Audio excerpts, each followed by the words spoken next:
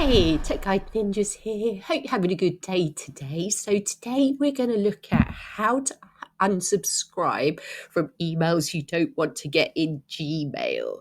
So I'm going to show you a few different ways to do this. So to start with, I'm going to head over to my promotions tab. I've often got a lot of messages here I need to unsubscribe from.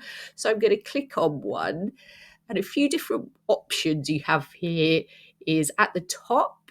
With some emails, you might see an unsubscribe button, so you can click on that and unsubscribe there. Or with all emails, they should have an unsubscribe tab at the bottom, which you can click on and unsubscribe there. Another option is on the left-hand pane in your Gmail email account, you can click on More, click down, and you should see a tab that says Manage Subscriptions. So when you click on that, all the businesses that you've subscribed to will be here, and you can just go and unsubscribe to the ones you don't want to hear from anymore.